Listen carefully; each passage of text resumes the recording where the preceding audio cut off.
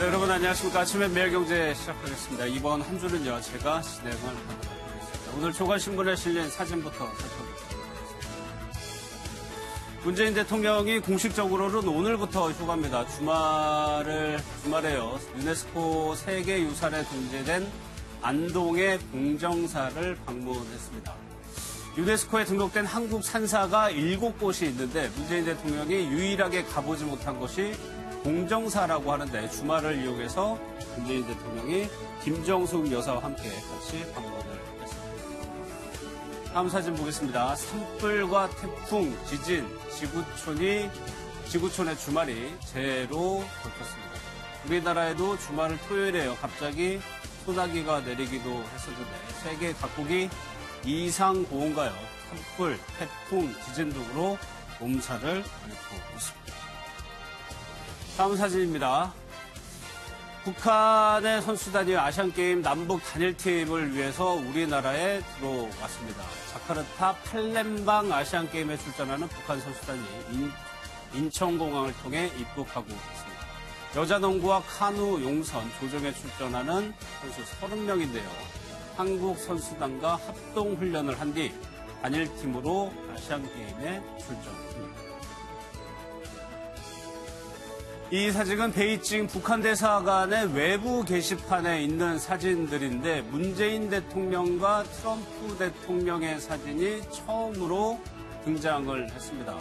저번 남북 정상회담 때 도보회담을 나누던 사진과요. 트럼프 대통령 싱가포르에서 열린 북미 정상회담에서의 트럼프 대통령의 사진이 처음으로 실렸다는 소식입니다. 만평입니다. 국민일보 만평인데 홍준표 대표가 저 멀리 미국에서 SNS를 통해서 자살을 미화하지 마라라는 글을 올렸는데 이 내용이요. 지금 우리나라 정치 그리고 또 우리에서 좀 회자가 되고 있는 내용입니다. 뒤에서 자세하게 살펴보겠습니다. 중앙일보 만평입니다. 김병준 비대위원장이 오늘 봉하마을을 방문해서 노무현 전 대통령을 참배합니다. 권양숙 여사와의 면담도 추진하고 있는데 노선에 대해서 저 위에 보시면 홍준표 대표가 돌을 던지는 모습이네요. 노선에 대해서 약간의 갈등이 있는 것 같습니다. 오늘 함께 하실 네 분 소개해드리겠습니다. 최경선 매일경제 논설위원, 김윤철 경희대 교수, 김종욱 동국대 정치외교학과 연구교수, 윤기찬 변호사 나오셨습니다. 어서 오십시오. 안녕하세요. 첫 번째 내용부터 살펴보겠습니다. 문재인 대통령이 오늘부터 휴가를 떠납니다. 장소와 일정, 전임 대통령들이 늘 밝혔던 무슨 책을 읽는지도 청와대는 밝히지 않고 있습니다. 업무 복귀 후에 다음 달 중순께 개각이 이루어질 것 아니냐는 좀 전망이 나오고 있습니다. 이번 주가 아마 최고 휴가 피크일 거예요. 예, 그렇죠. 휴가 피크인데 일단 이번 그 대통령의 휴가는 몇 가지 점에서 특징적인 것이 일단 문재인 대통령은 굉장히 휴가를 적극적으로 사용을 하면서 그렇죠. 일반 국민들도 휴가를 좀 적극적으로 일과 가정을 병립하는 그런 쪽으로 문화를 이끌어가려는 그런 측면에서 휴가에 대해서도 상세히 공개를 하는 편이었죠. 휴가 가서의 사진이라든지 이런 것도 공개를 했는데 이번 같은 경우에는 일단 장소라든지 뭐 어떤 컨셉으로 간다든지 이런 것을 공개하지 않고 가는 걸로 봤을 때 기존의 휴가하고는 좀 차이가 있습니다. 아마 갔다 와서는 사진을 공개한다든지 이렇게 될 것 같은데 또 하나 이제 특징은 그 임종석 비서실장하고 같이 휴가를 떠난다는 건데 과거 같으면은 대통령이 휴가를 떠나면 대체적으로 비서실장이 자리를 지키고 앉아서 뭐 비상사태 대비한다는 이런 이제 의미를 밝혔었는데 이번엔 두 분 다 같이 휴가를 떠난단 말이죠. 그래서 어떻게 보면은 현 정부의 그 안보관에 대한 어떤 이전과는 다른 그런 것들을 보여주는 거 아닌가 하는 생각까지도 같습니다. 예. 일단 그러면 공개된 사진이 저 봉정사에 갔던 사진이 아마 당분간은 마지막이 될 것 같은데 왜 굳이 청와대에서 아무것도 안 밝히는 이유가 있을까요? 글쎄요, 이제 뭐 휴가 자체가 이제 뭐 예를 들어 뭐 무슨 책을 읽는다라든지 뭐 무슨 구상을 한다 이런 이야기들이 이제 나오면 향후 이제 휴가에서 복귀한 이후에 이제 전국을 운영하는 데 있어서 이제 그 자체가 이제 의제가 돼버리는 거죠. 그래서 이제 그런 부담으로부터 좀 벗어나고 진짜 이제 쉴 수 있게 하기 위해서 이제 책 자체도 이제 어떤 시그널들이 있거나 이제 좀 의미가 담겨져 버리면 네. 이제 왜 또 하필 그 책을 갖고 갔느냐 뭐 이런 등등 여러 가지 해석이 있죠. 해석들이 나오죠. 그래서 이제 그런 부분으로부터 좀 자유롭게 이제 진짜 좀 이제 쉼을 좀 갖는 그런 시간을 갖기 위해서 그런 거 아니냐 이렇게 생각이 되네요. 예. 그렇다고 문재인 대통령이 마냥 실수만은 없을 것 같습니다. 여러 가지 부분에 대해서 고민을 할 텐데 일단은 경제 문제, 북한 문제, 개각 구상이 나올까? 그러니까 대통령이 한 9일, 앞뒤 연휴 붙이면 9일 정도 쉬는 시간에 이 정도 세 가지가 주요 좀 화두가 되지 않겠냐는 좀 의견입니다. 네, 그렇습니다. 그 세 가지가 되게 중요하죠. 제가 볼 때 중요한 전환점으로 생각하시고 있는 것 같아요. 대통령께서는 이 상황에 대해서. 첫 번째가 지금 자영업자 문제가 상당히 중요합니다. 민생 문제하고요.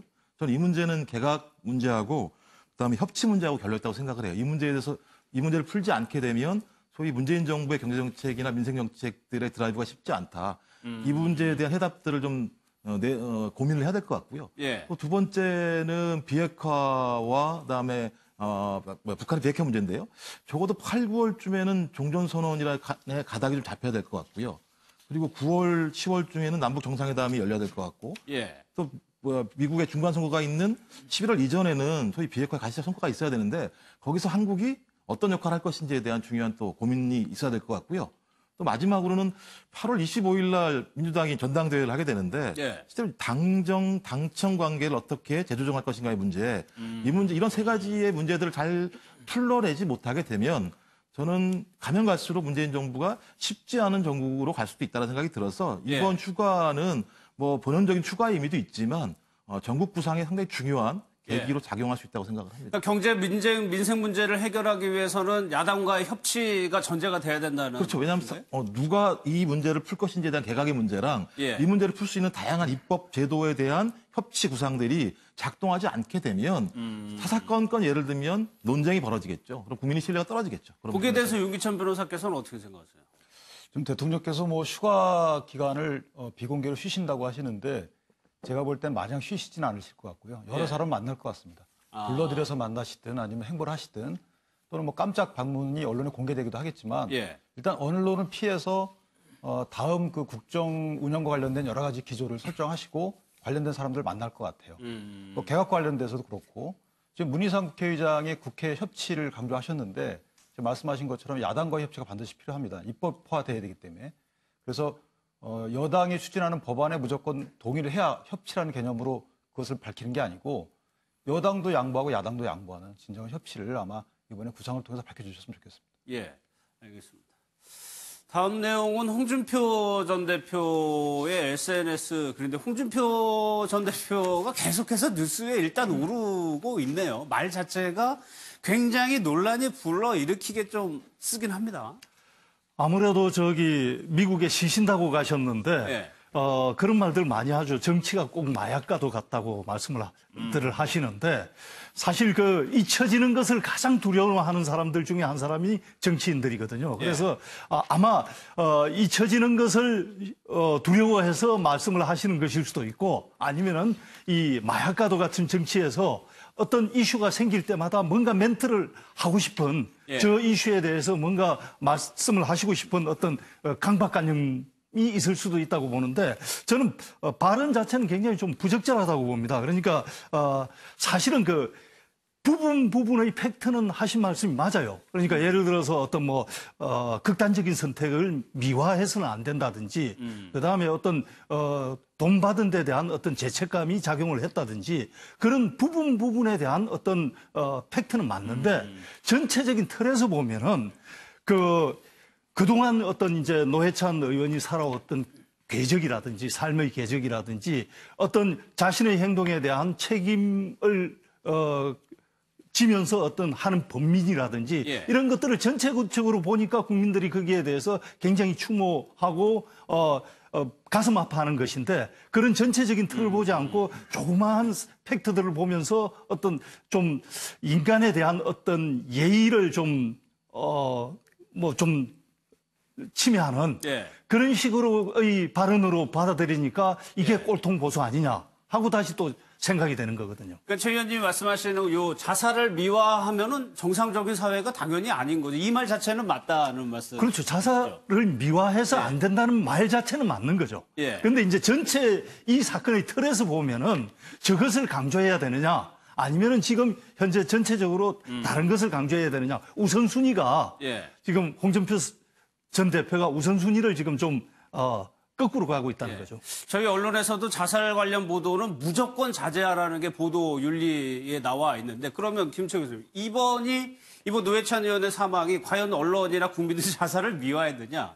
그 문제에 대해서는 어떻게 생각하세요? 미화라고 볼 수는 없고, 이제 뭐 추모죠. 추도한 것이고, 또 이제 그런 자살이라고 하는, 뭐 국민들이 벌써 잘 알고 계신 거죠. 그것이 이제 한 개인의 어떤 뭐 선택이라기보다는 우리의 이제 정치 현실이 만들어 놓은 어떤 이제 구조적인 강제가 작용한 거다. 이제 이런, 그래서 정치자금법도 그렇고 선거제도도 그렇고 다 바꿔야 된다는 이야기까지 나오고 있는 거 아닙니까? 이구동성으로.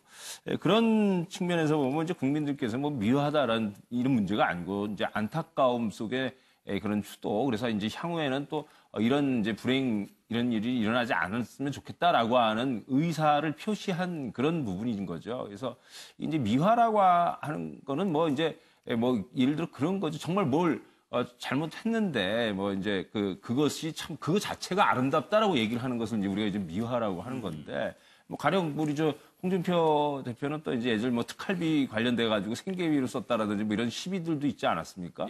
뭐 그런 걸 이제 그래도 그것도 이제 정치인으로서 참 잘한 거다. 만약 이런 억지가 있다면 그걸 이제 의도적인 미화라고 부르는 거죠. 또 이제 우리 홍 대표 전 대표께서는 이제 우파라는 말씀 잘 쓰시는데, 사실 또 이제 한편 보면은 이제 일본의 뭐 미시마 육교 같이 이 우파는 또 어떻게 보면 아주 결의에 차가지고 스스로 목숨을 끊는 그런 전통도 있는 겁니다. 그러니까 이제 그런 우파는 아니신 건데, 지금 말씀을 하시는 거 보면요. 근데 어쨌든 이런 부분에 이제 국민적인 흐름, 상황과 정치 현실, 그 누구보다도 정치를 오래 하셔가지고 아실 텐데도 저런 이야기 하시는 게 이제 굉장히 지금 뭐 노이즈 마케팅 그래가지고 이제 자꾸 이제 어떤 주목을 끌려고 하는 이제 그런 의도가 많이 작용한 게 아니냐, 이런 평가들이 지금 나오고 있는 거죠. 그래서. 그럼 윤기찬 변호사님, 지금 시점에서 보수 진영에서 이런 말이 필요한 시점이어서 홍준표 전 대표가 이런 얘기를 그런 거는 아닌 것 같고요. 이제 보수 진보의 어떤 진영 간의 논쟁을 할 만한 사안은 아니에요. 그런데 지금 말씀하신 것처럼 각 문헌 하나하나는 다 옳아요. 근데 마지막에 이제 자살을 미화한 것은 옳지 않다. 이 미화라는 단어가 들어가서 그런데 이 나온 경위가 아마 제 추측컨대는 정의당의 이정미 대표께서 뭐 원통하다, 뭐 분하다, 그다음에 책임을 묻겠다 이런 말씀을 또 하셨거든요. 그다음에 정치자금법이 노회찬 의원도 지킬 수가 없었던 것이다. 그러니까 법에 대한 어떤 반향, 예를 들면 법은 좀 잘못돼 있을지라도 고쳐야 되겠지만 법은 누구나 지켜야 되는 거예요. 그래서 노회찬 전 의원께서 돌아가시게 된 동기나 이런 것들을 볼 때 과거의 공도 크시죠, 물론. 그런데 동기까지 이것이 미화돼서는 안 된다는 취지가 아닐까. 이런 취지 썼는데 그 표현이 좀 부적절했던 건 맞아요. 그리고 시기도 28일 날 쓰셨는데 조금 더 추모의 분위기가 좀 가라앉고 냉정하게 살펴볼 시점쯤 돼서 말씀하셨으면 더 좋았을 것 같고. 그래서 추모하는 마음이 없었다고 단정할 수는 없어요, 이분이. 그래서 제가 생각할 때는 이게 과도한 또 비난을 받을 만한 건 아니다. 왜냐하면 이정미 대표께서 그렇게 식음을 돌리는 이런 발언을 하셨을 때도 부적절하다는 말씀 좀 있었지만 그 뒤에 과도한 어떤 그 화살이 가진 않았거든요. 그런데 지금은 너무 과도한 어떤 화살에, 그러니까 노회찬 의원의 사망에 대한 그런 어떤 분노, 어떤 서운함 이런 것들이 일로 좀 과도하게 오지 않나 이런 생각이 좀 조금 들었습니다. 알겠습니다. 김현 대변인이 이런 얘기를 했네요. 타국에서 잔혹한 노이즈 마케팅이나 벌이는 홍 전 대표는 자정자애하시라. 그렇게 잊히는 게 두렵냐. 정의당에서는요. 그 누구도 노 원내대표의 죽음을 미화하지 않았으며 자살을 미화하는 사회 풍토가 비정상이라는 것은 무능한 홍 전 대표의 막말이다라고 얘기를 했습니다. 김종욱 교수님께서는 어떻게 보세요? 이 발언에. 일단 뭐 자살을 미화하는 건 정상적인 사회가 아니지만 또 죽음을 조롱하는 건 사람이 할 일이 아닌 거죠. 저는 발언하지 말아야 될 발언을 하셨다고 생각을 하는 거고요. 적어도 노회찬 의원께서 죽음이라고 하는 실존적인 문제를 고뇌하면서 그 많은 고민들의 시간이 있었었고 그런 고뇌들 때문에 그 고뇌에 공감하는 많은 분들이 추모를 했다라고 생각을 하는 거거든요. 그래서 이 문제에 대해서 그런 고려에 대해서 저렇게 정치적으로 딱 끊어서 얘기할 수 있다라고 하는 건 저분이 좀 공감력이 있는가? 그리고 정치라고 하는 것을 사람을 위해서 정치를 하는 게 아니라 자기의 권력력으로 해서 정치하시는 건가? 저는 저렇게 얘기를 하게 된다면 소위 국민들이 정치에 대해서 신뢰할 수가 없게 되는 거죠. 예. 예를 들면 자기 마음대로 저렇게 말씀을 하시고 책임도 안 지고 거기다 또 최근 보니까는 트럼프 대통령까지 비판을 하면서 예를 들면 국익에도 훼손이 되는 발언들을 계속 하시고 그러니까 이례적이면 상관이 없지만 저분은 계속 반복적으로 저렇게 말씀을 하시면서 자기의 권력들을 유지하려고 하는 방편으로 SNS를 활용하시는 게 아닌가라는 생각이 들어서 좀 답답한 마음입니다. 예.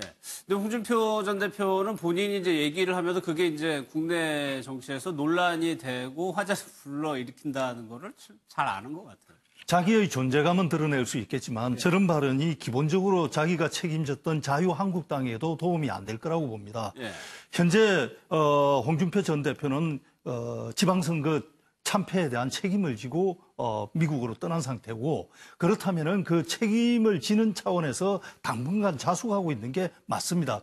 특히 현 시점에서는 김병준 비대위원장이 새로 출범한 지 며칠 되지도 않은 상황이고 예. 그러면 당을 어떻게 징계할 것인지를 가지고 자기가 책임졌던 자유한국당에서 지금 굉장히 많은 고민들을 하고 있는데 거기 외부에서 불쑥불쑥 전임 대표가 말을 던져가지고 논란을 일으키는 것 자체가 결코 자유한국당에도 도움이 안 된다고 봅니다.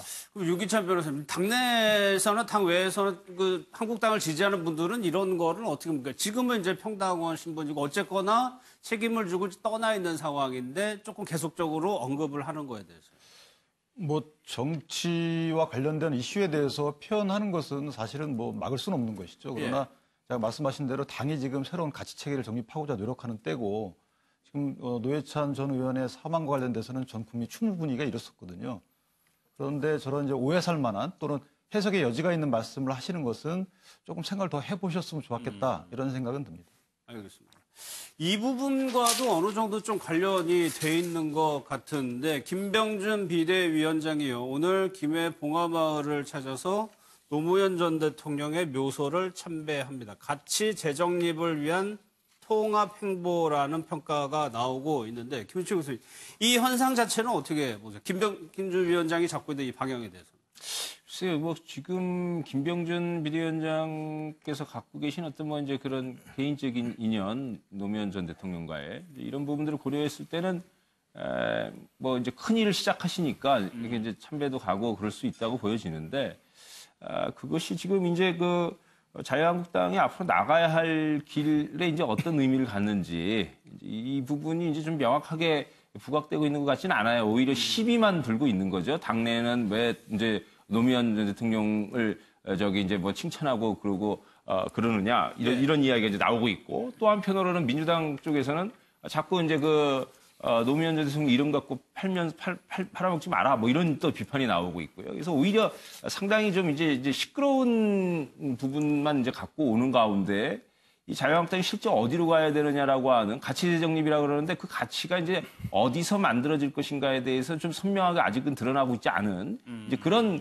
행보죠. 그래서 조금 뭐 이렇게 이제 뭔가 새로운 시작을 위한 이렇게 이목을 끄는 부분까지는 뭐 성공했다고 볼 수 있겠는데 그게 이제 실제로 당 내부라든지 또 당 외부와의 관계라든지 이런 부분을 고려했을 때 긍정적인 효과로 이어질 수 있겠느냐 이 부분에 대해서는 좀 지켜봐야 할 일인 것 같습니다. 근데 이런 논란이 김종욱 교수님, 과거 뭐 여권에서도 당대표가 되면은 현충원에 참배를 할 때 이승만 대통령이나 박정희 전 대통령을 참배하느냐 마느냐 그 부분도 진보 진영에서는 논란이 됐던 문제거든요. 네, 맞습니다. 근데 뭐 저는 대통령이라는 위치가 뭐 정당에서 만들어진 게 아니라 국민이 선택해서 뽑은 분이라고 얘기한다면 그 분이 아주 중대한 문제가 아니라고 한다면 정치를 시작하는 정당을 새롭게 만들려고 하는 가치를 가지고 있다면 가서 당연히 가서 뭐 참배하고 이런 건 전 당연하다는 생각이 들고요. 근데 문제는 뭐냐면 이제 김병준 위원장 같은 경우 과거에 이제 자기가 참여정부에 있었던 경험이 있기 때문에 당연히 지금 자유한국당에 계신 분들 앞에서 계속 노무현 대통령을 얘기를 한다고 얘기하는 건 상당히 부담스러워할 수 있는 거죠. 저는 오히려 그걸 다른 담론으로 치환할 수 있는 거죠. 뭐 예를 들어 제3의 가치를 만들어내겠다. 근데 그 가치 내부에 노무현 대통령이 가지고 있던 일정한 정신들도 반영할 수 있다 정도를 얘기하면 된다고 생각을 하는데 오히려 그 이전에 지금 되게 좀 보수 진영이 되게 중요하다고 생각하는 게 뭐냐면 1933년부터 52년까지 미국 민주당이 거의 20년 동안 민주당 집권기를 가졌습니다. 그리고 그걸 깬 게 아이젠하워 대통령인데 이 아이젠하워 대통령은 적어도 진보적인 민주당의 가치를 부분적으로 받아 안았고요. 상당히 온건한 방식의 정치를 채택을 하게 되면서 나는 공화당만의 대통령이 아니라 미국 전체 국민의 대통령이라고 하는 가치들을 드러내면서 새롭게 공화당 시대를 열었던 측면이 있다라고 하는 이런 어떤 반면교사를 통해서 또 김병준 비대위원장은 이제부터 소위 자유한국당이 지금까지 국민한테 일정하게 버림을 받았다고 한다면 이것을 복원하기 위한 새로운 가치들에 대해서 좀 정확하게 좀 제기를 해서 노무현 마케팅 개념이 아닌 것 같고요. 제가 볼 때는요. 국민이 원하는 보수 마케팅, 좋은 건강한 이런 보수 마케팅을 이제부터 시작을 하시면 좋은 기회가 되지 않을까 생각을 하게 됩니다. 개인적인 인연도 분명히 있고 지금 비대위원장으로서 지금 자유한국당의 노선 자체를 그대로 가져갈 수는 없을 테고 가치 재정립이라는 것들이 좀 지금 필요한 상황입니까? 한국당은? 예, 뭐 당의 그 강령 등에 적시된 실제 표현된 이런 것들을 이제 실질화, 정책 입안으로 발전시키는 역할을 하려고 하는 것 같고요. 좀 노무현 전 대통령 참배와 관련돼서는 뭐 그건 특별히 문제될 건 아닌 것 같습니다. 이전에 뭐 다른 대통령분들은 다 참배를 하셨고 뭐 굳이 노무현 전 대통령을 참배 안 할 이유가 오히려 없는 것이죠. 그리고 이제 노무현 대통령이라는 단어가 나오게 된 배경이 제가 직접 들은 건 아니지만 지금 마치 진보 대 보수의 이런 구도가 민주화 세력 대 비민주화 세력으로 잘못 오도된 것이 좀 있다. 그래서 지금 진보만 민주화 세력이 아니고 또는 진보가 다 민주화 세력인 것은 아니고요. 보수도 마찬가지 수구 세력이 다 보수가 아니고 보수 중에서도 분명히 민주화 세력이 상당히 많이 있거든요. 그러니까 지금은 이제 뭐 수구 대 냉전 이런 부분은 이미 물 건너간 과거 시대의 어떤 사상적인 것인데 아직도 그런 프레임에 저희 한국당이 좀 갇혀 있다. 그래서 그런 측면에서 아마 노무현 전 대통령의 그 가치 중립적인 이런 정책들을 홍보하는 과정에서 아마 그런 노무현 대통령의 성함이 나오는 게 아닐까 이런 생각이 들어서 노무현 전 대통령을 맹목적 추종하는 건 절대 아니라고 생각합니다. 그러면은 여기 김문수 전 지사 같은 경우에는 노무현 정신을 따르는 인물을 왜 비대위원장으로 모시자고 했는지 알고 싶다. 이런 것들이 좀 과거에 그런 인식에 좀 갇혀 있다라고 보여요. 저는 개인적으로 김문수 전 의원님께서 하시는 저 말씀은 상당히 좀 추상적인 말씀이고 어떤 과거 지향적인 말씀이다 이렇게 생각을 합니다. 왜냐하면 노무현 전 대통령의 정책이나 어떤 사상 중에 현 시대에 맞는 사상과 정책이 있거든요. 그럼 그건 당연히 보수 진보 프레임을 떠나서 그건 받아들여야 되는 것이고 그것이 단순히 노무현 전 대통령 시대의 어떤 정책이었다고 해서 무조건 배척하는 것은 시대에 맞지 않다 이렇게 생각합니다. 알겠습니다. 민주당 얘기로 좀 가보겠습니다. 지금 민주당의 컷오프를 통과한 후보가 이제 3명이죠. 이해찬 후보, 김진표, 송영길 후보인데 이 3명의 일단 얘기를 좀 먼저 영상으로 좀 보고요. 얘기를 좀 해보겠습니다. 이 보수적인 사회에서 개혁적인 정책에 뿌리를 내리기 위해서는 최소한도 20년 정도는 집권할 수 있는 그런 계획을 가져야 된다고 생각을 하고 있습니다. 우리 당에도 큰 부담을 주고 있고 대통령에게도 부담을 주고 있고 우리 당의 지지율 하락에도 상당한 영향을 주고 있다고 생각합니다. 김대중 대통령님의 뜻을 다시 한번 되새기면서 저도 민주당의 당대표가 된다면 젊은 여성 청년 정치인들을 대폭 영입해서 3명의 후보가 어제 이제 했던 핵심적인 내용인 것 같습니다. 이해찬 후보는 개혁을 위해서 진보 20년은 집권해야 된다. 김진표 후보는 사이다 마신다고 민생 해결이 안 된다. 송영길 후보는 DJ의 젊은 피 수혈 내세워 나를 공천했다. 이제 DJ 묘역을 가가지고 한 얘기인 것 같은데. 최경선 의원님, 여당의 전당대회, 공천권을 가지고는 전당 굉장히 중요합니다. 어떤 것들이 지금 좀 화두가 돼야 된다고 보세요?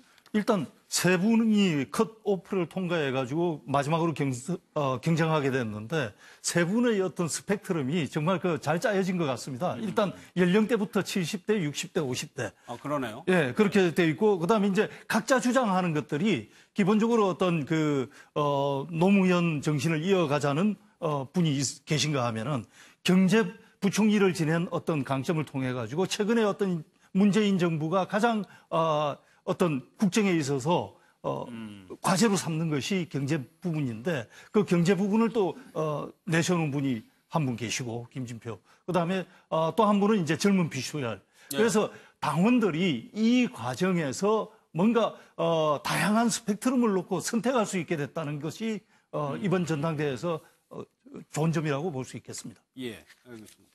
매일경제가 이제 후보들을 릴레이 인터뷰하는데 이번에는 이해찬 의원이었던 것 같습니다. 진보 세력의 20년 집권 플랜 만들겠다. 김은출 교수 10년도 아니고 20년이에요. 이게 이제 현대 민주주의 정치 살을 보았을 때 이제 좀 새로운 체제가 만들어진 복지 체제가 만들어지든 성장 체제가 만들어지든 이런 체제가 만들어지려면 이제 한 정당이 장기 집권이 이제 동반되었을 때 이루어진 우리 이제 경험들을 확인할 수 있습니다. 그러니까 스웨덴의 이제 사회복지 체제 같은 경우에는 3인당이 거의 한 40년 넘게 했고요. 또 일본의 소위 이제 그 자민당 체제라고 그래갖고 거기도 이제 40년 넘게 있고 한국도 마찬가지입니다. 한국도 그 개발 독재 성장 체제라고 하는 것이 이제 박정희 체제라고 불려졌는데 그것이 이제 한 35년 넘게 했었던 거죠. 그래서 이제 그런 속에서 현재의 이제 이 촛불 이후에 대한민국이 이제 새롭게 재설계를 해야 된다 이런 이야기들이 많이 나왔었는데 그럴 때 이제 경제 민주화도 하고 또 지속 성장도 해야 되고 이 새로운 체제가 가야 된다는 얘기죠. 이렇다고 한다면 이제 그런 정신이나 그런 정책들을 가진 정당이 적어도 이제 20년은 집권을 해야 그런 체제 전환이 이루어지지 않겠느냐. 그걸 준비하겠다라고 하는 취지라고 우리가 얘기할 수 있죠. 예. 여기 보면요. 이번에 전당대회를 이해찬이냐 아니냐의 싸움이라는 말이 있다고 합니다. 그 정도로 비중 있는 인물이라고 할 수가 있는데 김종필 당내에서 지지하는 사람하고 반대하는 사람하고 생각이 좀 다르겠죠, 당연히. 모든 당대표 후보들은 저렇게 생각하시겠죠. 제가 볼 때 이해찬 후보가 저렇게 생각하시는 게 아니라 자기가 되냐 안 되냐 이런 싸움이라는 생각이 드는 거고요. 근데 저는 이제 그 20년 집권이라고 하는 게 제가 볼 때 우리 정치사에서 5년 단임제 대통령제를 하면서 10년 단위로 이렇게 진보와 보수가 교체되는 과정들을 거치고 엄청나게 많은 싸움들이 있었죠. 그래서 이제 그런 것이 아니라 20년 정도 장기적인 집권을 통해서 사회 시스템을 바꿔보고 이런 갈등들을 좀 해소해보자. 저는 이 말씀에는 부분적으로 동의되는 측면들이 있지만 그럼 왜 그렇게 해야 되느냐. 예를 들면 개혁이 뭐냐. 이해찬 후보께서 말씀하시는 개혁이 뭐냐에 대한 설명을 잘 하셔야 된다. 안 그렇게 되면 국민들이 볼 때는 그냥 20년 동안 너희들이 다 집권하겠다는 얘기 아니냐. 그렇다면 당신들이 얘기하는 20년 동안 추구해야 될 개혁이라는 가치가 뭐냐.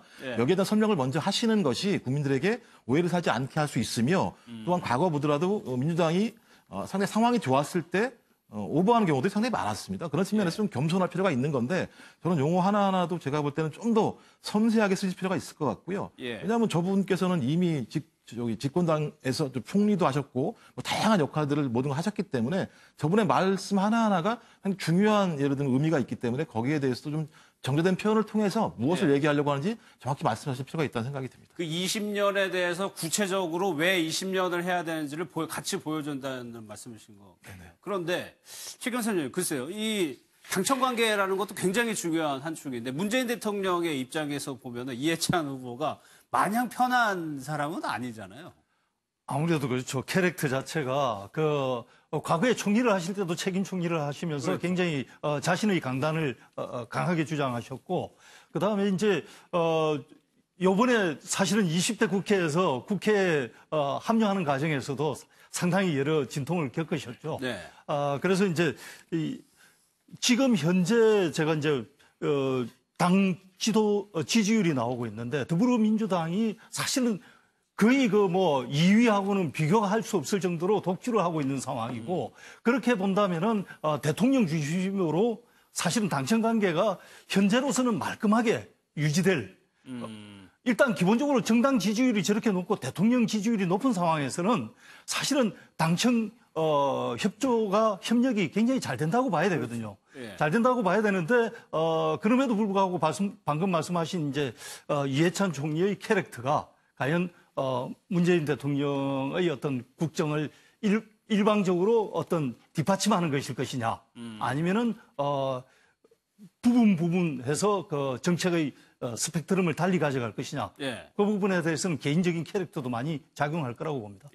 또 하나 중요한 게 협치. 지금 누구나 다 협치를 얘기하고 있는데 야당과의 관계 설정에 있어서 이 세 분 가운데 특별히 유리하다거나 그런 분들이 과연 있을까요?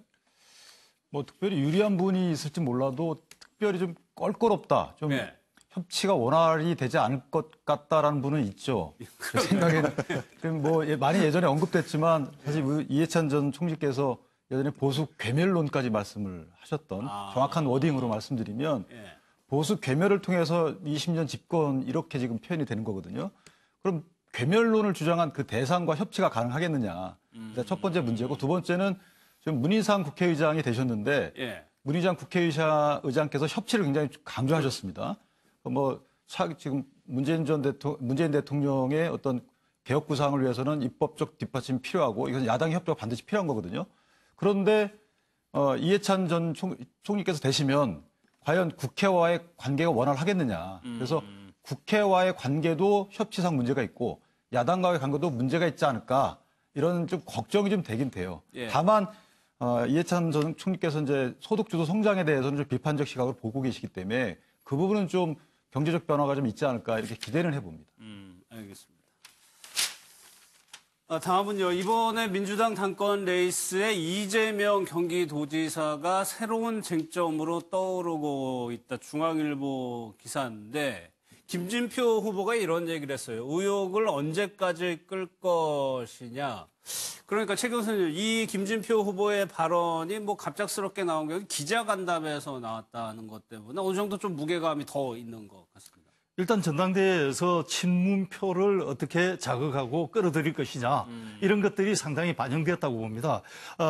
지금 이제 경기지사로 이재명 지사가 당선이 됐지만 사실 경기지사 후보 경선 과정에서 전해철 이 친문그룹의 또 대표 의원하고 경쟁을 벌였고 예. 그러다 보니까 친문 진영에서는 솔직히 이재명 지사에 대해서 아직까지는 좀 거리가 있다고 볼 수 있는 대목이 있습니다. 그러다 보니 이제 이재명 지사가 새로 드러났던 조폭 연루의혹이라든지 이건 단순히 아직까지는 뭐 실체는 드러나지 않았지만 방송에서 그런 의혹을 제기했고 그런 것들을 통해서 이 친문 지지표와 이재명 지사와를 좀 구분시켜서 친문 지지표를 자신의 그 표로 이끌고자 하는 그런 의도라고 봐야 되겠죠. 정치적인 목선이 깔려 있다는 말씀이죠. 김진표 후보가 그런 얘기를 해서 여권의 대통령도 그렇고 당에 대해서 이재명 지사 때문에 굉장히 좀 부담스럽다. 좀 악영향을 미치고 있다. 그런 얘기를 했는데 실제로 그렇게까지도 연결이 되고 있는 상황입니다. 글쎄요. 저는 김진표 후보의 발언을 들으면서 약간 좀 의아했습니다. 그러니까 이게 당권 선거에서 자당의 그 경기지사에게 지금 당에 이제 부담이 된다 이런 이제 이야기를 하고 있는 이거는 왜냐하면 이제 또 당에서 경기도라고 하는 경기도정은 굉장히 또 중요한 거거든요. 그러면 사실 정말 하고 싶은 이야기가 만약에 아예 도지사를 그럼 사퇴하라라고 했다면 이해가 가겠는데 차라리 지금 당을 사퇴하라고 하는 부분이 이제 지금 무슨 의미가 있길래 저 이야기를 하시는가 생각이 들어요. 그래서 이제 최 의원께서도 말씀해 주셨지만은 이제 친문을 의식한 부분도 또 있을 것이고 또 상대적으로 지금 김진표 후보는 당내 선거이긴 하지만 이게 집권당 당대표 선거이기 때문에 상당히 이제 여론조사도 있고 그럴 때 이제 국민적인 인지도나 이런 부분을 좀 높이기 위한 한 가지 이제 또한 이제 좀 전략적인 측면에 접근한 거 아닌가. 이게 지금 당권 선거에서 지금 경기지사에게 당을 나가라 부담이 된다 이런 지금 그런 조사도 제가 찾아본 바가 없어서 그렇게 말씀을 드립니다. 예. 그러니까 지금 당권 레이스에서 이재명 지사가 새 쟁점으로 굳이 떠오를 필요가 없는 상황인데 휘발성 높은 이재명 지사를 가져왔다라는 아마 이번 선거에서는 두려움들이 좀 있는 것 같아요. 후보들이요. 뭐냐면 권리당원이 70만 명인데 이분들이 상당히 친문적 성향이 강할 거다. 그래서 모든 마케팅의 타켓을 친문이라고 하는 것에 맞추고 있다는 생각이 드는데 전 이것도 참 웃긴 게 아니 그 권리당원 정도면 상당히 많은 정치적 생각을 고민하시는 분들이라면 저는 현명하게 판단하시겠죠.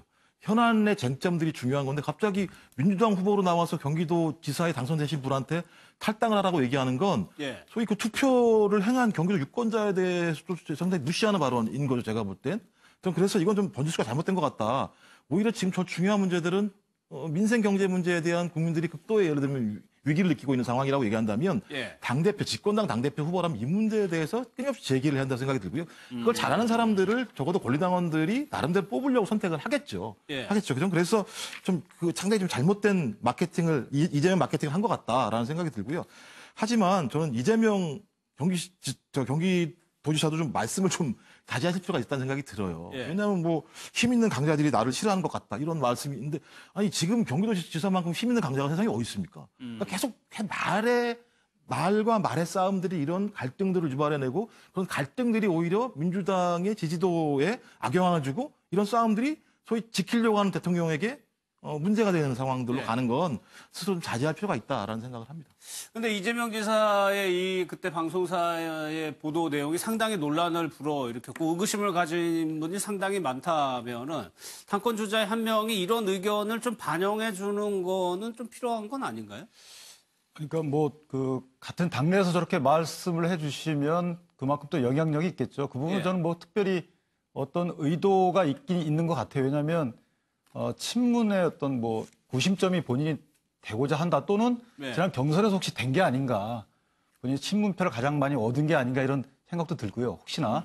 그리고 이제 사이다만 갖고 해결할 수 없다 이런 말씀을 하셨고 이해찬 전 총리께서는 고구마는 사이다 함께 마셔야 된다 이렇게 또 말씀하셨단 말이에요. 그러면 이해찬 전 총리에 대한 어떤 견제성 발언이 아니냐. 그래서 이해찬 전 총리는 사실 비문의 대표격인 이재명 전 지사 측의 세력을 흡수해가지고 당선을 노리는 게 아닌가. 그래서 당내의 어떤 역학구도를 위한 견제성 발언이 아닌가 이런 생각을 해봤습니다. 거의 네 분이 동일한 의견이시네요. 이해찬 후보는 이 부분에 대해서 전대와는 별 관계가 없을 것이다라고 했고요. 송영길 후보는 아예 언급을 하지 않았습니다. 경기도지사 이재명 지사에 대해서 인터뷰가 신겼는데 이제 김종욱 교수님이 말씀하시는 게 이건 것 같습니다. 강자의 횡포라는 건데 처음에 이 의혹이 제기됐을 때도 저들이라고 표현했나요? 그들이라고 표현했나요? 자꾸 자기를 음해한다라고 이제 주장을 했었는데 그게 실체가 있는 겁니까?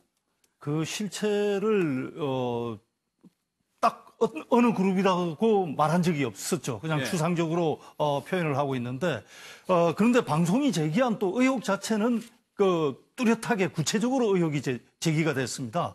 그래서 사실은 구체적인 의혹 제기에 대해서 추상적인 어떤 대응을 하는 것은 대응 자체가 설득력이 떨어지거든요.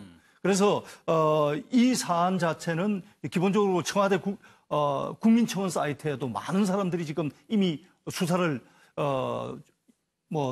엄정하게 진행하라고 청원이 들어가 있고 그리고 실제로도 검찰이나 경찰에서 이 조폭과 관련된 수사를 하고 있기 때문에 구체적인 사안들이 드러날 것이고 그때까지는 이재명 지사도 만약에 어떤 해명을 하게 된다면 구체적인 해명을 해야지 저렇게 추상적으로 뭉뚱그려가지고 저들이 어떤 나를 음해하려고 한다.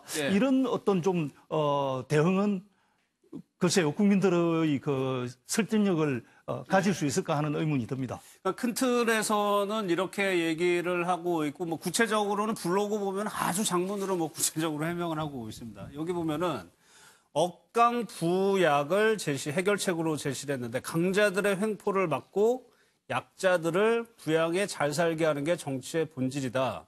나의 원칙이 이렇다 보니 힘 있는 강자들이 나를 싫어하는 것 같다라고 본인의 생각을 좀 필요했거든요. 원칙이야 강자 횡포 막고서는 기본 원칙 지킨다는 거야 이제 정치의 올바른 이제 철학이죠. 근데 이제 문제는 그걸 실제로 이제 어떻게 구현해낼 것이냐의 문제가 있는데 이게 이제 우리가 정치학에서도 이제 그 리더십 공부하고 가르칠 때 이제 늑대 공동체 이야기를 많이 합니다. 그러니까 이 늑대 우두머리가 이 강자가 약자를 막 괴롭히고 막 그럴 때 이제 그 문제를 해결하는 방법이 이제 강자하고 막 이렇게 놀아주면서 그 화를 풀게 해갖고 해결하거든요.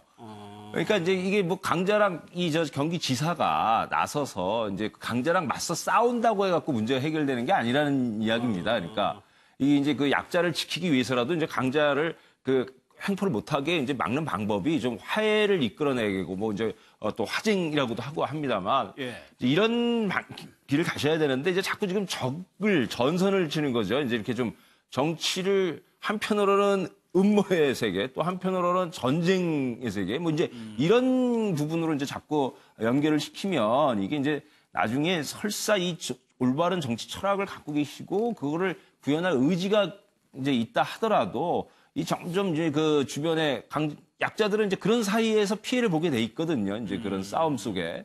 그러면 이제 개혁 피로감도 느끼는 거고 자꾸 이제 떠나게 되는 거죠. 그 공동체를. 예. 또 한편으로는 이제 지사에 대해서도 이제 관심이나 지지를 자꾸 끊게 되고 부정적인 생각을 하게 된단 말입니다. 그래서 이 뭐 정치 스타일도 있으실 거고 뭐 성격도 있으시고 그렇겠지만 이런 지금 상황을 굉장히 냉철하고 현명하고 차분하게 지금 접근하는 그런 이제 태도가 우리 도민들을 위한 그 좀 접근 아닌가 이런 생각이 들죠. 뭐 물론 아까 이제 김진표 후보의 발언들은 뭐 이유가 있다라고 다 설명을 해주셨지만 그래도 당대표 후보에게서 입장을 정리하고 이런 거에 대해서 언급을 나왔다는 것 자체가 이재명 지사에게는 조금 좀 충격스러운 거 아닌가요? 예, 뭐 이재명 경기도지사는 뭐 죄송한 말씀이지만 적이 좀 많으시죠. 그래서 제가 볼 땐 저런 방식으로 계속 가시게 되면 다수가 될 수 없죠. 적을 많이 만들면 당연히 소수가 될 수밖에 없는 거고 그리고 또 경기도민이 1,000만 명이 넘으시죠. 그분들의 도정을 책임지시는 분이죠. 그래서 저는 저런 정치적인 쟁점에 휘말리는 거에 대해서 본인이 정치를 좀 저렇게 많이 이렇게 만들어셨던 과정들이 있으신 것 같아요. 저는 그런 면에서 적어도 예를 들면 정치라는 게 억강대학은 맞는 말씀이죠. 정치라는 게 약자를 위한 정치가 있어야 되는 거죠. 정의의 관점에서도 강자를 위해서 정부가 강자에게 힘을 준다면 정의는 무너지게 되는 거기 때문에 약자를 위한 정치를 해야 되는 거죠. 하지만 본인이 약자라고 하는 계속 코스프레를 통해서 예를 들어 나는 계속 피해를 당한다. 피해를 보고 있다. 난 정치적으로 음해를 당하고 있다라고 얘기를 하셔서 이 문제의 사태가 해결되지는 않는다. 그래서 좀 앞으로 저런 논쟁에 휘말리기보다는 좋은 정책들 계속 말씀하시는 게 있지 않습니까? 정책을 통해서 경기도민이나 민주당원들에게 어필하시고 말씀하시게 되면 아무리 뭐 다른 논쟁이 벌어지더라도 그런 일을 하시게 되면 거기에 대해서 지지와 신뢰를 보내줄 거다. 따라서 그냥 눈 감고 귀 감고 좀 그렇게 도정에 진짜 그야말로 매진하시는 게 말씀을 하시는 게 아니라 행동을 하시는 게 훨씬 더 나은 정치적 방식이라 생각이 듭니다. 예. 윤기찬 변호사께서도 뭐 할 얘기 있어요? 아, 예. 아니면 딴 거 질문 드릴까요? 억강부역 이 단어를 쓰셨는데 이재명 지사께서 본인이 강자에 위치해 있다라는 것만 좀 인지를 하셨으면 좋을 것 같고요. 앞으로 규정에서 상대방을 적으로 보고 이런 정치보다는 좀 화합하고 포용하고 이런 정치를 하시면 더 좋을 것 같습니다. 화합과 포용. 광역단체장들이 뉴스에 많이 나오고 있습니다. 박원순 시장의 모습인데 옥탑방에 들어가 살고 있죠. 선풍기를 한 대 선물을 받았는데 문재인 대통령의 선물이었다고 합니다. 신접살림에 전자제품 하나 장만한 것처럼 아내가 좋아서 어쩔 줄을 모른다. 박원순 시장이 얘기를 했다고 하는데 윤기찬 변호사님, 이 부분에 대해서는 어떻게 생각하세요? 정말 하태경 의원이 얘기한 것처럼 완전 심파 코미디라고 보십니까? 어떤 속에 어떤 마음이 있으시긴 하겠죠. 어떤 진정성 있는 어떤 추구하는 뭔가 있으시긴 할 거예요. 그런데 그런 목적을 위해서 굳이 이런 형태를 띄어야 되는지에 대해서는 저도 사실 공감하기 어렵습니다. 왜냐하면 시장이라는 자리가 하루 정말 바쁜 자리인데 그 시청에 시민들이 세금으로 시청을 져준 거 아닙니까? 그럼 여기서 업무 보라고 줘줬으면 거기서 업무를 열심히 보시는 게 맞는데 이렇게 건강을 잃을 수도 있고 주변 주민들도 불편해하시고 이런 것을 굳이 하셔야 될까라는 점에 대해서는 저도 사실 공감이 안 돼요. 이 옥탑방에 에어컨도 없다고 그러니까 이제 선풍기를 여름을 난다는 건데 쉽지 않거든요. 근데 저는 뭐 정치인이 이런 행동은 충분히 할 수 있다고 봅니다.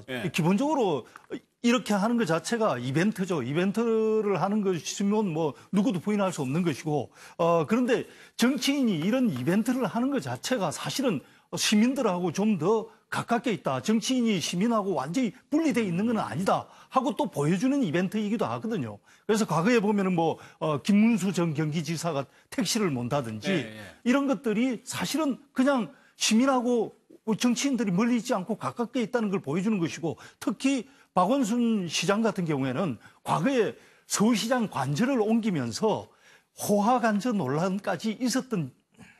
몇 년 전에. 그렇다 보니까 옥탑방에서 뭔가 그런 이미지도 씻어낼 겸 해서 서민들의 생활을 체험하겠다는데 그걸 굳이 뭐 나쁘게만 볼 필요는 있는가 싶습니다. 이런 것들은 그래서 좀 긍정적으로 지지하는 분들은 좋게 보는 거고 지지하지 않는 분은 나쁘게 보는 사안 아닙니까? 근데 좀 너무 소소하죠. 그러니까 이제 저기 뭐 하태경 의원이 얘기한 것처럼 심파 코미디까지 가지는 않더라도 이제 SNS 상이긴 하지만 이제 서울시장 지내시는 분이 이렇게 이제 너무 소소한 그러니까 이게 대통령이 선풍기를 줬고 뭐 신접살림한 것처럼 어쩔 줄 모른다. 이게 사실 덥다 뭐 한다. 이게 선풍기 갖고 좋아했다라는 건 이제 너무 덥고 이 서민들 이제 그 냉방이나 이런 것도 제대로 못 갖추고 사는 그 삶을 자기도 공유하고 있다라고 지금 말씀하시고 싶은 거거든요.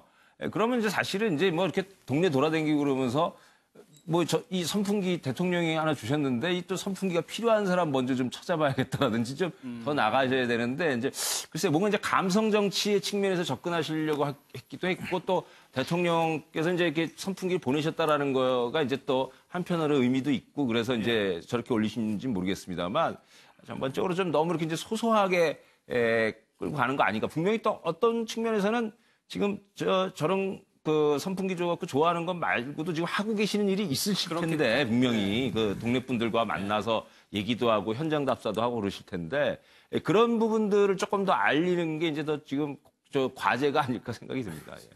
한 달 동안 산다고 한다니까 나왔을 때 어떤 얘기를 박원순 시장이 할지가 중요한 것 같습니다. 노회찬 의원이 이제 별세를 하고 이제 책임은 정의당에게 이제 가고 있습니다. 앞으로가 더 어깨가 무거울 것 같은데 당은 당당히 앞으로 나아가라.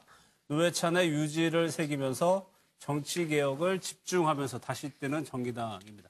정의당 지지율이 상당히 또 오르는 지난주 금요일 조사 보니까 한국당하고 또 비슷한 수치까지 올라왔던데 앞으로 정의당에 계신 분들이 책임이 좀 막중하겠네요. 예, 뭐 일단 가슴이 아픈 건 살아계시면서 이런 새로운 진보 정당의 가치들을 만들었으면 좋았을 텐데 어떤 우리 정치가 좀 계속 반복되는 측면이 있긴 한데요. 죽음으로써 새로운 가치들을 만들어내는 건 좋지는 않지만 여하간 많은 부분들이 저는 이번에 노회찬 의원의 죽음에 대해서 많은 국민들이 공감하는 이유는 그분의 죽음이 드라마틱하기도 했었지만 중요하게는 지금 살고 있는 이 땅이 여전히 사회적 약자들에게는 항상 힘든 삶이라고 하는 이런 고통들을 계속 안겨주고 있다라고 하는 부분들에 대한 공감이 두루두루 퍼진 것 같고요. 그래서 이런 삶들이 변하지 않는 것들을 변화시키려고 했던 정치인 노회찬 같은 그런 정치인들이 많았으면 나의 삶들이 좀 더 변하지 않을까라고 하는 이런 큰 공감대가 만들었다는 생각이 듭니다. 그런 만큼 정의당이 앞으로 짊어져야 될 몫은 훨씬 더 큰 거고요. 노회찬이 걸었던 길보다 더 열심히 걸어야지만 되는 거죠. 저는 그런 측면에서 정의당의 국민들이 많은 기회의 창을 열어주겠지만 그런 기회의 창을 진심으로 어떤 노회찬 의원이 죽음까지 고민했던 만큼의 고뇌와 실천으로 만들어 나가서 우리 정치에도 진보 정당이 대중에게 사랑받고 의미 있는 정치단으로서 존재할 수 있어서 사회적 약자가 항상 그들에게 의지할 수 있는 정당들이 좀 잘 만들어졌으면 좋겠다는 생각을 하게 됩니다. 알겠습니다. 지금 보니까 이제 노회찬 의원의 사명으로 교섭단체 지위를 정의당이 잃게 됐다고 합니다. 그런데 정개특위 위원장에는 심상정 의원이 그냥 하는 것 같습니다. 그러면 앞으로 좀 정치자금법이나 선거제 같은 거에 변화가 있을 것이냐. 윤기찬 변호사께서는 글쎄 어떤 실질적으로 정책적인 면에서도 뭐 변화가 있을 거라고 좀 보세요. 변화를 추구를 하실 것 같고요. 정의당 측에서. 다만 정의당께서 당의 노선 정립을 하실 때 지금 노회찬 전 의원에 대한 국민의 전체적인 추모 열기를 좀 더 해석을 냉정하게 했으면 좋겠어요. 왜냐하면 노회찬 전 의원께서는 사실은 나누는 정치를 하신 게 아니거든요. 그러니까 반목과 갈등의 정치를 하신 게 아니에요. 그분은 사실 정책적으로 앞으로 나아갈 길을 제시하면서 본인 뚜벅뚜벅 걸어오신 거기 때문에 여기에 국민들이 열광하신 겁니다. 그래서 정의당이 현재 추구하고 있는, 현재 견제하고 있는 이 노선이 꼭 이 노선에 대해서 국민들이 전폭적인 지지를 해준 건 아니다. 그래서 정개특위 활동을 하시는 심상정 위원장께서도 이 부분을 정개특위 활동에 반영해 주십사 하는 바람이 좀 있습니다. 알겠습니다. 다음 기사 보도록 하겠습니다. 박종철 열사에 붙인 박정기 씨가 별세했다는 소식입니다. 이 내용은요. 박진아 아나운서 얘기를 한번 좀 들어보겠습니다. 박정기 씨가 이틀 전 노환으로 별세했습니다. 박정기 씨는 1987년 경찰의 고문으로 숨진 박종철 열사의 아버지인데요. 박 씨의 빈소엔 조문객들의 발길이 이어지고 있습니다.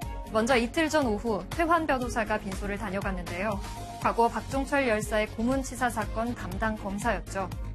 지난해 개봉한 영화 1987에서 배우 하정우 씨가 연기한 실존 인물이기도 한데요. 최 변호사는 고문치사 사건의 진상을 밝히는 데 결정적 역할을 했습니다.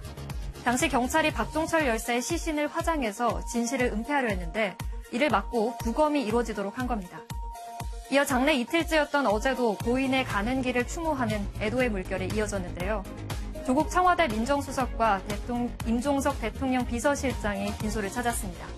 조국 수석은 박종철 열사의 고등학교와 대학교 선배인데요.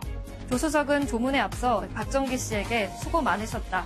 종철이 만나거든 안부 전해달라. 이렇게 SNS에 글을 남겼습니다. 임종석 비서실장도 어제 오후 고인을 추모하고 나서 자신의 SNS에 부디 편히 쉬십시오라는 글을 남겼는데요. 앞서 문재인 대통령도 그제 추모의 뜻을 표했죠. 아픔을 참아내며 오래도록 고생하셨다. 편히 쉬시길 바란다. 이렇게 글을 남겼습니다. 부고 기사에 이제 두 장의 사진을 같이 실었는데 검찰총장과 경찰청장이 조문하는 모습의 사진을 실었습니다. 이 당시만 하더라도 이 두 거대 권력 집단이 사망으로 몰아갔었거든요. 그렇죠. 일단은 별시하신 박정기 씨 같은 경우에는 정말 시대의 아픔이라고 할 수 있겠죠. 평범한 공무원으로 계시다가 아들이 저렇게 갑자기 사망하게 되는. 예. 그러면서 이제 본인도 원하지 않게 시대에 떠밀려 가지고 민주화 운동을 하시게 된. 그래서 정말 시대의 아픔이라고 볼 수 있는데 저기서 이제 우리가 또 하나 짚고 넘어가야 될 것이 지금 검찰과 경찰의 수사권 조정 얘기가 계속해서 이제 진행이 되고 있지만은 사실은 이 거대 권력 두 곳은 서로 견제와 균형을 할 수 있어야 되거든요. 지금 박정철 열사 죽음이 세상에 드러나게 된 것도 사실은 경찰의 은폐 시도에 검찰이 시신을 화장하지 못하게 하면서 사망 원인이 드러나게 된 거거든요. 그래서 두 기관이 서로 견제하고 균형을 맞출 수 있게 어떤 경우에도 그렇게 검경 수사권 조정이 그런 방향으로 가야 된다는 거는 꼭 말씀드리고 싶네요. 예.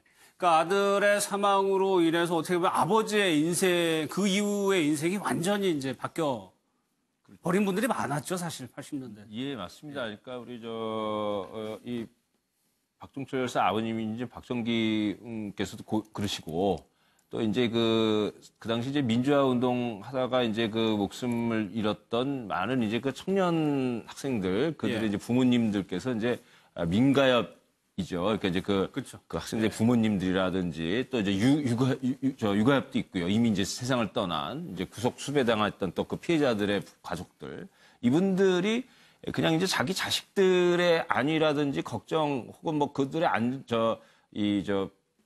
보장을 해달라고 요구하는 운동을 하신 게 아니고 이제 실제 한국의 큰 이제 민주화 운동에 같이 이제 앞장서서 하셨던 그분들 모두가 이제 사실 다 민주화 투사하고 또 민주화 이제 아주 큰 공을 세우신 분들이죠. 특히 이제 박정기 선생님께서는 보상금 나온 것도 또 이걸 의미 있게 써달라 그래갖고 출판사를 차려서요. 박종철 출판사 이렇게 해서 사회과학서적이라든지 이 사회에 좀 기여할 수 있는 그런 좋은 책들, 이런 책들을 만드는 그런 또 이제 출판 문화적인 부분들에 대해서도 굉장히 큰 힘을 실어주셨었거든요. 그래서 그냥 박종철 열사의 아버지 이제 임을 또 떠나서도 한국의 민주화의 역사 속에서 뭐 큰 족적을 남기신 어른이다 이렇게 말씀드릴 수 있죠. 예. 그 박정기 씨의 좀 생전의 모습을 좀 한번 구체적으로 보도한 내용도 있습니다. 1987년 공무원 퇴임을 앞두고 아들 죽음에 민주화 투쟁의 길로 뛰어들었습니다. 의문사 진상규명에 대해서 적극적으로 활동을 했고 용산 참사 쌍용차 분향소 등 약자를 돕기 위해 현장으로 갔습니다. 문재인 대통령도 페북에 추모의 글을 올려왔습니다. 박종철 열사도 그렇고 박정기 씨도 그렇고 우리나라 현대사에서 굉장히 중요한 기점에 있었던 분들이었던 것 같아요. 부장관. 네, 1980년대 60 민주화 운동이 촉발된 게 박종철 열사의 고문치사가 드러나면서부터였고요. 예. 아마 그때 우리가 스스로 대통령을 뽑을 수 있는 시대가 열렸죠. 그리고 박정기 아버님은 박종철 열사가 그렸던 세상을 위해서 아들의 삶을 열심히 대신 살아오셨던 거여서 상당히 제가 볼 땐 그 박정기 선생님의 죽음은 어쩌면 이제 1980년도 87년 체제라고 하는 한 시대가 이제 넘어가고 있는 중요한 시그널이라는 생각이 많이 들고요. 소위 우리 국민들 스스로가 대통령을 뽑을 수 있고 자유와 평등을 누릴 수 있고 복지를 만들 수 있는 나라를 가보자 이런 생각이 있는데 이제는 또 그런 시대를 넘어서서 좀 더 좋은 높은 가치들로 가야 된다라고 하는 것들을 이런 죽음을 통해서 저희가 좀 발견해야 된다는 생각이 듭니다. 그래서 일단 자유평등, 민주주의 이런 걸 뛰어넘어서 우리가 사랑과 공감으로 사람을 대할 수 있는 세상을 만들어야 되는 것. 그리고 서로를 존중으로 대하고 또 생명에 대해서 진짜 진중하게 고민할 수 있는 세상으로 가야 한다. 30년 정도가 지났는데요. 87년도 이후에 이제는 저희가 좀 서서히 새로운 30년의 가치들을 어떻게 만들어야 될지에 대해서 저런 분들을 추모하면서 사회적 논의를 시작을 해야 된다고 생각을 합니다. 알겠습니다.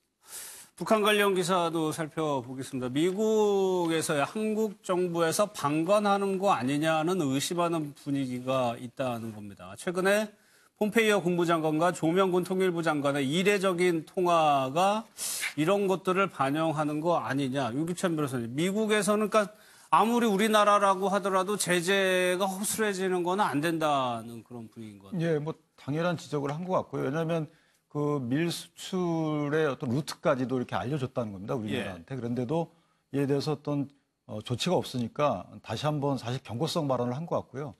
이것이 러시아로부터 수입되는 석탄으로 알았다고 단순히 변명할 것이 아니고 좀 조사를 해가지고 저희가 조치를 취해야 한미 관계를 좀 회복할 수 있는 조금이라도 그런 계기로 삼아야 될 것 같습니다. 최 교수님, 이런 부분이 참 우리 정부로서는 좀 어려운 부분 아닌가요? 남북관계라는 것이 분명히 있는 상황에서 한미관계 다 연결이 되는 건데 한미관계도 분명히 좀 지켜야 되는 거고. 대화를 하더라도 단호해야 될 부분에서는 단호해야 되는 겁니다. 그래서 방금 말씀하셨다시피 일단 기본적으로 지금 유엔 제재가 있는 거거든요. 우리가 유엔 회원국의 일원으로서 지켜야 될 것은 반드시 지켜야 되고 특히 우리는 기본적으로 북한과 이 안보 문제에 있어서는 북핵 해결을 위해서 최전방에 있는 국가로서 이런 그 제재 문제에 있어서 다른 나라보다 더 성실하게 지켜야 될 어떤 좀 상징적인 의미가 크다고 보여지고 실질적으로도 우리가 그렇게 해야 되고요. 그래서 석탄이 지금 러시아를 거쳐서든 한국으로 들어왔다 북한산 석탄이 제재를 뚫고 들어왔다고 했을 때 거기에 대해서 충분한 조치를 취하는 것이 옳지 않나 하는 생각이 듭니다. 추가로 여기 보여드리면은 평창 동계올림픽 때는 어쩔 수 없이 제재 예외를 인정해 준 것이지 이번에는 분위기가 심상치 않아서 묵인하지 않을 것이다 라는 미국 쪽 분위기입니다. 다음 내용은 저희가 오프닝에서 봤던 사진인데 베이징 북한 대사관에 문재인 대통령과 트럼프 사진이 처음으로 내걸렸습니다. 김민철 교수님, 왜 이걸 내걸었을까요? 그러니까 뭐 좀 이제 너무 중국으로 또 쏠려가고 또 한편으로 비핵화 진전이 잘 속도가 안 나면서 이게 이제 좀 북미 관계가 또 이제 틀어질 수 있는 것 아니냐 등 이런 이제 긴장의 이제 소리도 들려왔거든요. 근데 이제 이런 부분들을 또 한 측면에 조금 이제 완화하는 이제 조치일 수도 있겠고 또 한편으로는 이제 이렇게 이제 다 우리 같이 가려고 하는 거니까는 너무 이제 화내지 말라고 하는 이제 어떤 신호일 수도 있는 거죠. 그래서 지금 이제 보면은 아까 이제 우리 제재 문제도 얘기가 나왔습니다만 그러니까 한국도 그렇고 지금 미국도 그렇고 이 북한도 그렇고 또 한편에 이제 중국도 그렇습니다. 그러니까 어느 한 방향의 기조를 탈 수 있는 게 아닙니다. 그러니까 이제 제재 부분으로만 간다거나 아니면은 또 굉장히 속도를 일방적으로 뺀다거나 이럴 수가 없는 거죠. 그래서 지금 이 하나하나 서로들 이제 관계를 살피고 거기에서 조금씩 조치들을 취해가면서 이제 새로운 관계 형성들을 해가고 있는 이제 그런 국면이 있습니다. 그래서 지금 이런 부분들도 이제 우리가 단순하게 이제 전술적인 측면이라기보다는 이런 과정 속에서 이제 계속 어떤 새로운 관계들이 만들어져가는 하나의 또 단계나 과정들을 우리가 목격하고 있는 것이기도 하다 이렇게 생각이 듭니다. 중국 주재 북한 대사관의 사진과 관련돼서 말씀을 드리자면 두 가지 측면에서 봐야 될 것 같습니다. 일단 북한이 방금 말씀하신 대로 중국 일본도의 외교가 아니라 지금 유해 송환도 미국에 했고 그다음에 한국과도 계속해서 대화를 이어가고 있으니까 좀 정상적인 국가로서 다방면의 외교를 하고 있다는 걸 북한 기준으로 강조하고 싶은 측면도 있었을 겁니다. 그럼 또 하나 봐야 될 것은 저 공간이 베이징이라는 것입니다. 예. 그러면은 지금 현재 중국 내에서 시진핑 주석의 인기가 상당히 지금 흔들리고 있습니다. 1인 체제로 나아가면서 중국 시민들의 시진핑 주석에 대한 어떤 뭐 먹물투척이라든지 사진에 대한 그래서 인민일보 일면에서 지금 시진핑 주석의 사진이 사라지고 있다는 거거든요. 그래서 베이징에 지금 사진을 저렇게 내걸고 있을 때 이때까지는 일방적으로 시진핑 주석과 회담하는 사진을 도배를 하고 있었는데 그것이 앞에 지나가는 사람들이 다 중국 시민이라는 겁니다. 베이징에 있으니까요. 그러니까 중국이라는 공간 때문에 아마 그 시진핑과 도배한 사진들을 줄인 그런 측면도 있다고 봐야 될 것 같습니다. 그러니까 이 사진이 게재된 곳이 아니라 맞습니다. 인도 바로 앞에 있는 겁니까? 예. 주연님이 베이징 특파원 하셨으니까 그러면 이게 참 여러 가지 북한의 행동을 두고 뭐 우리나라에서는 여러 각도로 분석을 하고 있지만 전체적인 맥락에서는 어떤 의미예요? 제가 볼 땐 핵심은 종전선언 같습니다. 종전선언. 예, 왜냐 지금 제일 큰 문제는 뭐냐면 북한의 가장 절실한 카드는 종전선언 카드인 거죠. 그리고 북한은 동창리 ICBM에 대한 부분적인 해체, 그다음에 유해 송환을 했음에도 불구하고 미국이 적어도 당신들이 정확히 얘기한 비핵 리스트를 갖고 오지 않게 되면 종전선언을 할 수 없다라고 얘기하니까 중국 베이징에다가 내가 다 분명히 남북 정상회담과 북미 정상회담을 통해서 서로 합의한 사항이 있고 그 합의 사항엔 당연히 종전선언을 금년에 하기로 약속한 거 아니냐. 그런 상황에 대해서 왜 당신들이 지키지 않느냐라고 하는 하나의 시그널을 주는 것 같고요. 저는 이 문제가 풀리지 않으면 계속 갈등들이 심해질 수밖에 없다라는 거고요. 또 하나는 저 베이징, 아까 말씀한 베이징이라는 곳에 저걸 썼다라는 얘기는 뭐냐면 적어도 북한이 앞으로 가야 되는 길은 국제사회의 일원이 되는 정상국가의 길을 가겠다. 우리는 약속을 지킬 거다. 그러니 거기에 맞게 합당하게 당신들도 미국이겠죠. 합당한 약속을 지켜라. 우리는 그 카드를 종전선언에 대한 합의라고 본다.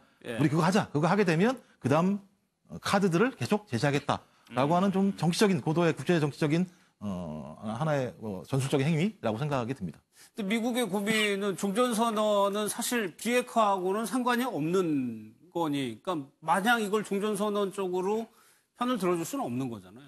미국 그 국내 여론도 그렇고 지금 우리나라에서도 그건 사실은 못을 박아야 되는 부분인데 연내 종전선언 추진이라는 오히려 그런데 이제 강조하다 보니까 마치 대외적으로다가는 우리도 종전선언을 무조건적으로 지지한다. 시한도 없이 또 조건도 없이 이런 오해의 메시지를 준 게 아닌가라는 생각이 들고요.